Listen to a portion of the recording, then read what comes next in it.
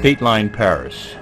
The Paris area reeled Friday night from a shooting rampage, explosions, and mass hostage-taking that President François Hollande called an unprecedented terrorist attack on France. His government announced sharply increased border control and heightened police powers as it mobilized the military in a national emergency. French television and news services quoted the police as saying that around 200 people had been killed at a concert site where hostages had been held during a 2-hour standoff with the police, and that perhaps dozens of others had been killed in apparently coordinated attacks outside the country's main sports stadium and 4 other popular locations in the city. But estimates on the total number of dead vary. Witnesses on French television said that the scene at the concert hall, which can seat as many as 1,500 people, was a massacre, describing how gunmen with automatic weapons shot bursts of bullets into the crowd. "What you are doing in Syria, you are going to pay for it now," one of the gunmen shouted, a witness said.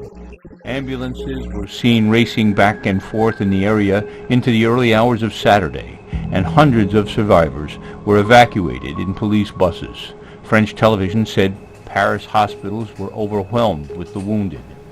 News agencies quoted Michael Cadeau, head of the Paris police, as saying early Saturday that all of the assailants involved in shooting or bombings were believed to be dead, and the Paris prosecutor's office said that 8 attackers were dead according to the Associated Press. But the total number involved in the attacks, including accomplices still at large, remained unclear. "We are going to try and determine what happened, determine what the profiles of these terrorists are, find out what their course of action was, find out if there is still accomplices or co-attackers," said François Hollande, a public prosecutor in Paris.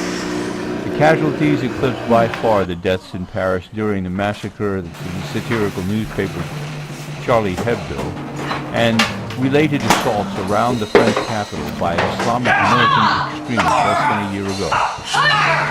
Those attacks traumatized France and other countries in Europe, elevating fears of religious extremism and violent jihadists who have been radicalized by the conflicts in Syria and elsewhere in the Middle East and North Africa.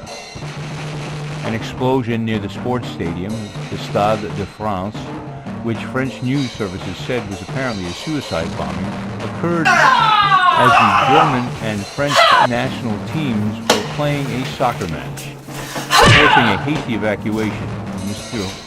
Hollande. Come on, kids. As the scope of the assaults quickly became clear, he convened an emergency cabinet meeting